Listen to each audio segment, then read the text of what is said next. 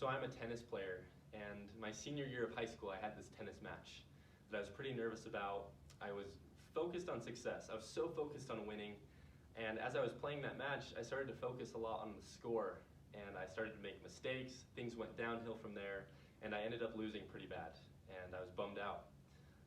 But luckily, later in that same season, I had the opportunity of playing the same opponent. And in between that time, I had read a book called Big Potential. It's by a famous positive psychologist, Sean Aker. And what it taught me was that I needed to change my mindset. And I needed to just focus on being happy. And so that's what I did. In the second tennis match, I just focused on being happy and having fun. And I noticed something interesting happen. I started to perform better than I ever had, and I ended up winning by a lot, and it was awesome. But what I learned was that in society, we're taught this equation that if we work hard, then we'll be successful, and then we'll be happy. But what this second tennis match taught me, and what I learned from this book, is that we need to turn this equation around. If we focus on happiness, we'll be more successful, and we'll perform better, we'll work harder. And so we really do need to turn this equation around that society is teaching us. And studies in America, they compared average GDP per capita with average happiness. And what the results showed, as the blue line, as average GDP per capita, as that goes up, the red line, average happiness, it stays about the same and even starts to go down. And think about this.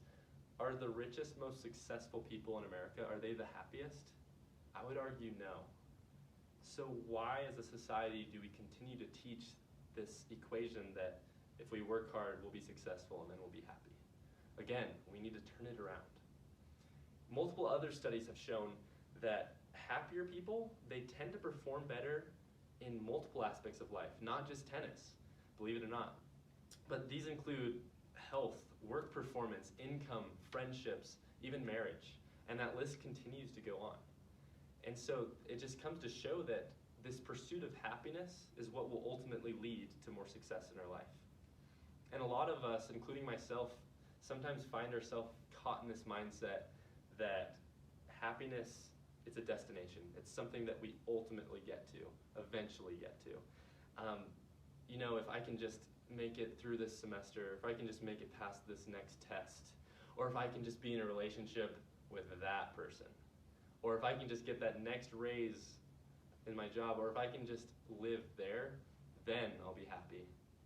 But really, happiness, it's less of this destination and more of a journey, more of a mindset that we need to have. And so how? How in the world are we supposed to have this happiness mindset in our life? And so going back to Sean Aker, this positive psychologist, in another one of his books called The Happiness Advantage, he lays out a lot of different ways that we can have this happiness mindset in our life. And I want to talk about 6 of them. The first one is gratitude reflection. If we can take a small moment of our day to focus on what we're grateful for, we're a lot more likely to have a positive mindset, to be happier. Second one is acts of kindness. If we can just take, again, a small portion of our day to perform some small act of kindness, we're a lot more likely to focus on other people rather than ourselves, and in result, be more happy. The third one is regular exercise.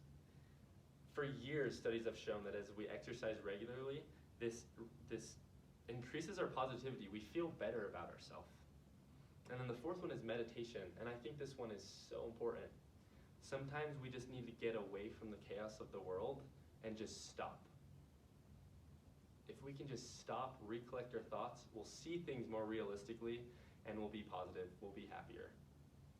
And the fifth one is positive journaling. This goes right along with gratitude reflection.